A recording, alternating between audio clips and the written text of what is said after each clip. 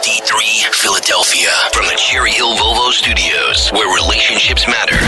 Always live on the free Odyssey app. The revolution will be broadcast. This is the next generation of talk. Now, this is The Drive at 5. 30 minutes of non-stop talk with Rich Zeoli. Cancel culture, baby. Cancel culture. What do we do? How do we fight back? 3 victims in the Las Vegas shooting. And Joe Biden says, I'm not sure if I'd be running if Trump wasn't running. How about that, huh? Welcome back to the show. Glad you're here today. 855-839-1210 on Twitter at Rich Zeoli. They're always trying to cancel us these days. They're always trying to make our life difficult, take away all the fun. Well, thank God Jimmy Failla brings the fun, and he brings the hammer every day, 12 to 3, on his nationally syndicated radio show, Fox Across America, and he's here right now. Jimmy Failla, everybody. Boom! Zeoli, you can't compliment me like that, or I'm going to have to give my drug dealer a raise.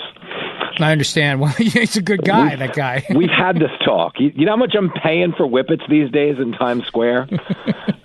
More of these intros. This guy's going to be raking me over the coals, but it's good to get the band back together, girlfriend. I missed you. I missed you, too. It's been a while. I filled in for you last week on your show. That was an honor. Thank you. Stop it. That's funny. Listen, you're like, did that sound sincere? I've been rehearsing it all morning. But thank you.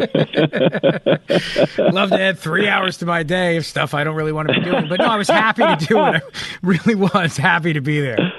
Awesome. No, it's great. They love you. My listeners, by the way, because you know this, we have the same demented sensibility, but it works.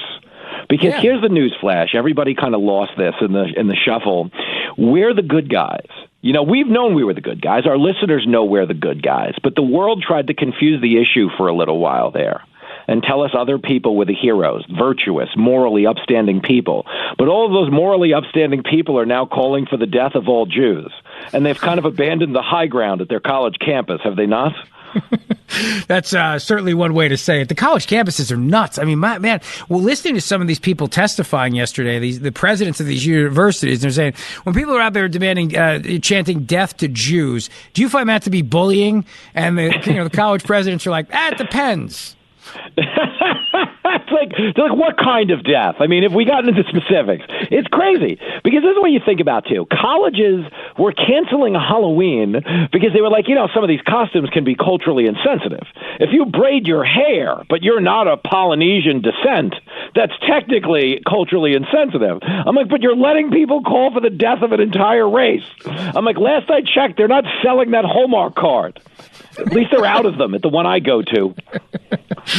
Yeah, it's true. I mean, they would cancel Halloween because fraternity or sorority would wear sombreros, and they would kick everybody off campus and say that was culturally insensitive, and they'd send everybody to re-education camp. But if you're out there demanding death to the Jews and the destruction of Israel, they're like, well, there's free speech, and they're also a man snacks. Works his whole life. It's so crazy.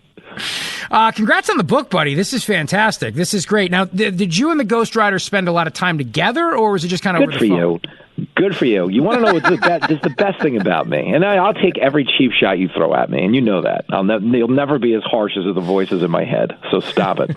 But if you read a page of this book, Cancel Culture Dictionary, an A to Z Guide to Winning the War on Fun. If you read a page of this book, it's screamingly obvious that they didn't hire someone with a college degree to write this. That this is the high water mark for Nassau Community College and all my community college associates holders out there. Because again, I get dressed up a lot. You see me on TV with really educated people who worked in the White House and stuff. But I am a 46-year-old man who plays video games. Okay, I have no illusions about the limits to my intellect, and this book kind of leads flaw first. The way I've been saying this during appearances, and I'm being honest, is if you like reading at a third grade level, you're going to love this book because it's written at my level. This is a notch above a scratch and sniff, but what's so amazing about it, Zeoli, and this is the truly humbling but mind-blowing part. So this is a Fox book. HarperCollins publishes it through Fox News. You'd order this book. If you wanted to read this book, you go to foxnewsbooks.com. That's where you'd find the website, foxnewsbooks.com. When you get to foxnewsbooks.com, the first offering is And this is the part that's so funny. It's like Shannon Bream, women of the Bible speak. Harris Faulkner, faith still moves mountains. Jimmy Failla, a mariachi band fought in my backseat of my taxi. And it's just such a stark intellectual juxtaposition. And you don't have to order the book, people who are listening, but you do have to at least visit the site and stare at how incongruent these angles are, because it's hilarious. It's like Benjamin Hall, who just has this harrowing book about making it back from Ukraine alive after he gets blown up by an IED. And next to that is me about, they're being mean to the comics. And it's so bizarre. And I don't know what any of this is, but gosh, I'm having fun. Well, you should have fun. The Cancel Culture Dictionary, the A to Z Guide to Winning the War on Fun.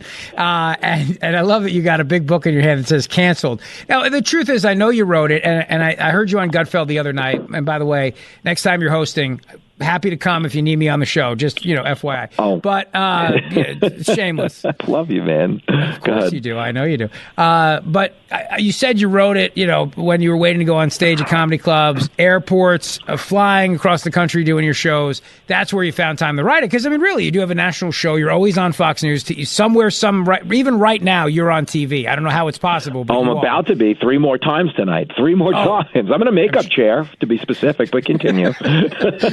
We're all shocked by that. But you said you found time to write it on the road, which I think is very, very cool because, look, you got a great wife, you got a great kid, and I know you're a dedicated family guy. Truly, I know. They can't stand you, but you are dedicated to them, which is great. So finding time on the road was key, right? Yes. Basically for me, and I think anyone who writes a lot would tell you this, you actually do your best work when you're just alone in your thoughts, because writing is a conversation that takes place in your head. And every time your wife walks in, it maybe even say the sweetest thing in the world to you, she's still interrupting the conversation in your head. You know what I'm saying? Mm-hmm. So it's hard to write and be locked in, at least for me anyway, unless I'm really completely alone. So I would write this book when I was in New York. I come to this building every day for real. I get into the building at 5 a.m. every day, and I write for 2 hours every morning. I'm usually writing stand-up. But in the course of writing this book, I would be writing at 5 a.m. every day, writing the book, and then I'd get on TV, and then I'd get on the radio and all that other jazz. But essentially, the best work got done on the road because you'd be in hotels, you'd have delayed flights, all of those things. Sometimes the human trafficking deal you're engaged in, the guy's running late with the runaway, so you've got an extra hour to kill in the Arby's parking lot. These are the windows. These are the windows you exploit. The bearded lady from the circus you hired to come up to your room at La Quinta, she got jammed up in traffic. You get openings. You got to play the teams on the schedule, Zioli. But it was fun. It was a labor of love. This is the hook, really quick. The opportunity that time gives you, buddy, You just do. I just want to say this to everybody listening, because I'm so proud of this book. I hate everything I do. You have to, in order to be good at this, because you always, in our business, you got to do a show tomorrow. So you have to have a very short-term memory. No matter how good you think you did today, it's like being a pitcher in Major League Baseball. If you're a closer in Major League Baseball, you may strike out the side in the ninth, but you got to pitch again tomorrow, so you can't be too full of yourself. Just the same as if you blow the game in the ninth, you can't get too down in the dumps because you got to pitch again tomorrow, So in the process of writing this book, I knew there were days where I thought it was going good, but I didn't, there were also days where you're like, wow, who's paying for this? This is an embarrassment. But the point is, when I recorded the audiobook last week, I was like, wow, I actually thought this came out good. And the reason I think it's good, for no other reason, you guys, is, again, I have no academic qualifications whatsoever to be writing a book this big. It's because there's no way you'd hear it and not think I was bargaining with you in good faith. Like, I have ideas on how we could fix the world pretty easily, and there's no way you'd read this and go like, this guy wants me to vote a certain way. That's not the hook. The hook is there's such a thing as a greater good, and we used to prioritize it politically. We abandoned it for political reasons, and a lot of greater good issues go by the wayside. Like, defund the police is a greater good issue in the sense that it shouldn't be an issue, because for the greater good of society, we need as many cops to have as much support as we can give them, like the southern border. Now, this book isn't about that. It's about how things that got canceled, masqueraded as progress on behalf of issues that really needed progress from us but didn't get any. But you'll read it and go like, wow, this guy is, again, probably gets paid in chicken fingers and peyote, but he has a heart of gold. Jimmy Failla, cancel culture A to Z. So you went through every letter of the alphabet here, which I believe there's 26. Is that right? Is it still 26 or have they added letters to it? There's a plus now. It's LGBTQIA plus $pound. And then every letter of the alphabet after that, because you don't want to leave anybody out and offend anyone, obviously. So you went through all this and you found a cancel culture instance, a real life thing with that letter, right? If you ask me any letter you can think of, I'll give it to you right now.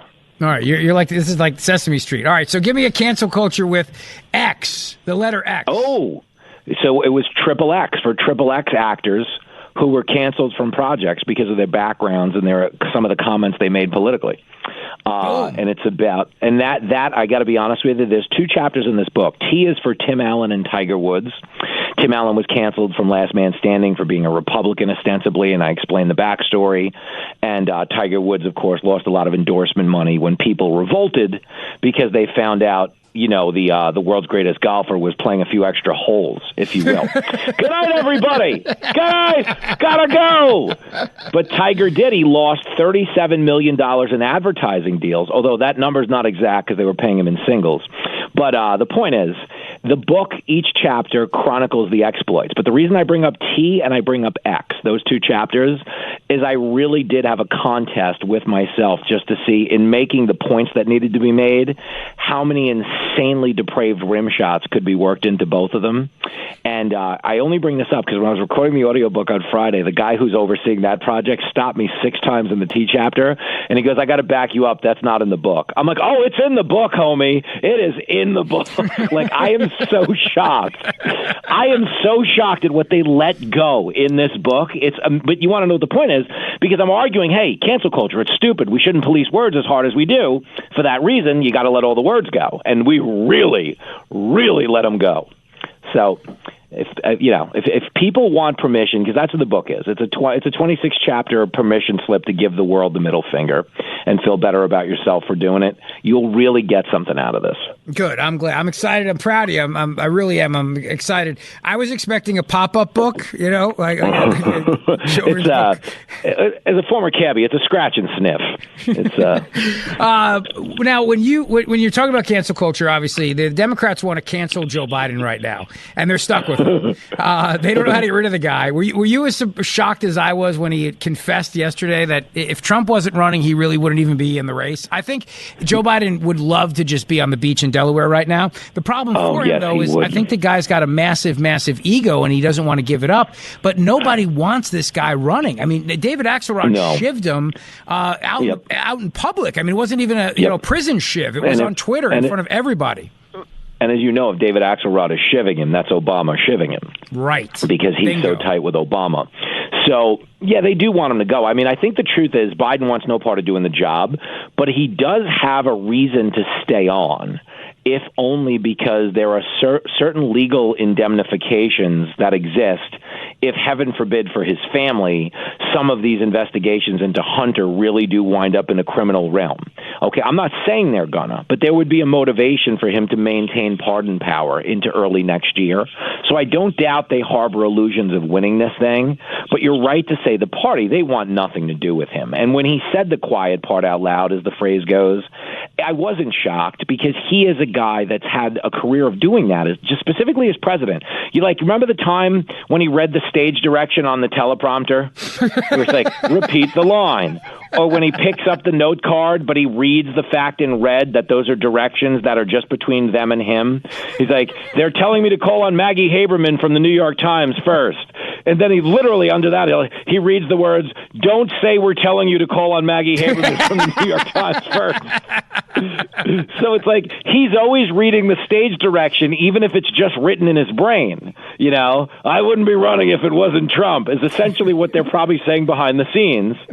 And that's what's going to happen. Can I just give you a quick prediction? Yeah. And the Democrats are good at playing the long game. They really are. As a party, they do coordinate their message well. Even if we think it's garbage, everybody in the party votes in lockstep. Everybody gets the marching orders and runs with them. And that's how they supported Biden the first time around. If you remember, they wanted no part of voting for him, the AOCs of the world, the Bernies of the world, but they wound up holding their nose and doing it because they were assured they'd have a greater role in this administration if we elected a guy with dementia. And that's the truth, okay? The bureaucrats, the people working behind the scenes, for all intents and purposes, run this thing. Like John Kerry has a bigger role in the presidency than Joe Biden does at this point, because most of our domestic energy production is run through him. But stick with me, and all the climate garbage.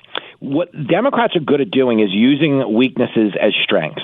And right now, the weakness for Biden is everybody goes too old. He's too old. We never know what's going to come out of his mouth.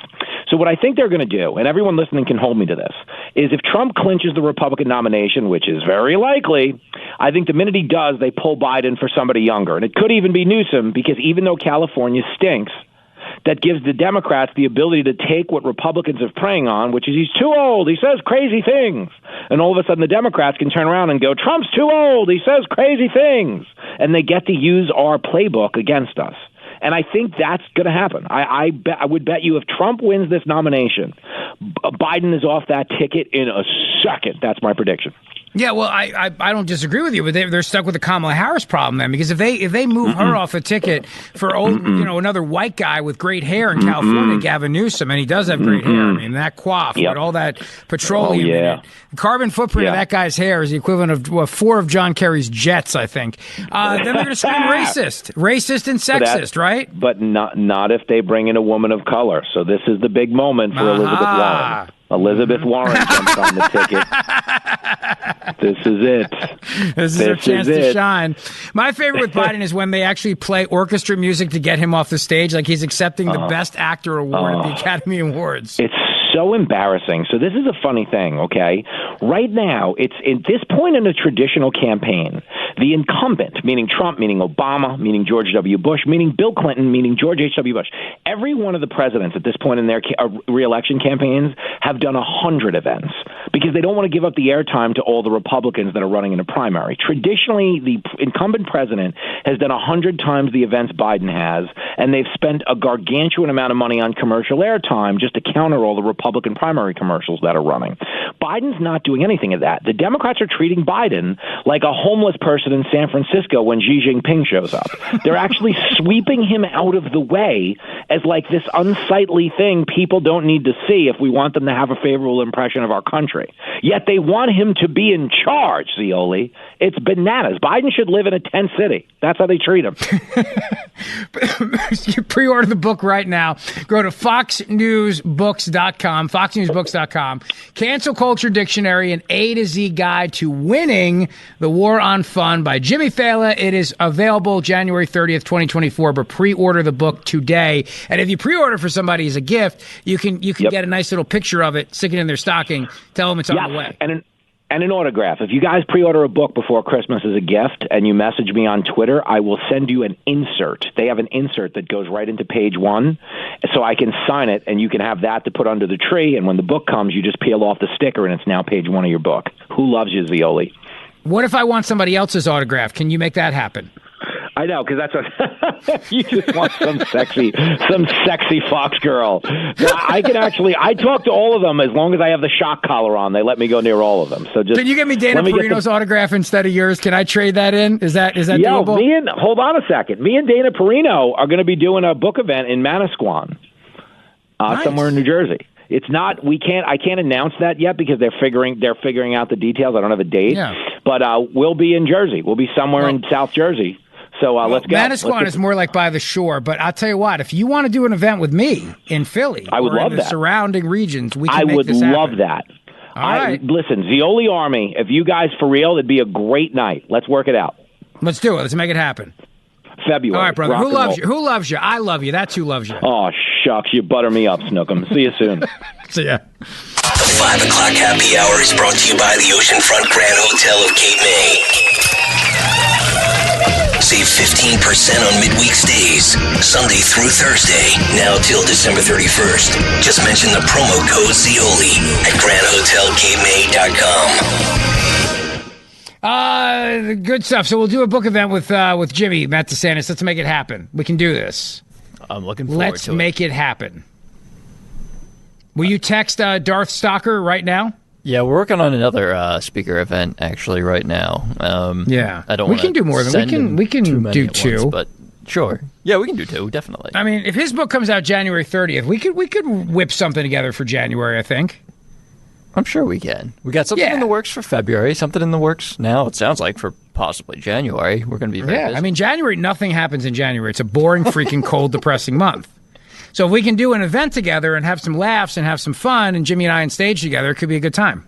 It sounds good to me. I've always wanted to meet Jimmy. I've never met him in person. I've only ever talked to him over the phone, but he seems like a great guy. Yeah, he is a great guy. He really is. He's a solid, salt-of-the-earth kind of guy. I'd rather personally go to the event with Dana Perino than Jimmy, but well, obviously, yeah. No, but we let's do it. Let's make it happen. Tech, if you would, send an email to Darth Stalker. He's a big fan of Jimmy's too, because Jimmy always calls him the fat Kurt Cobain.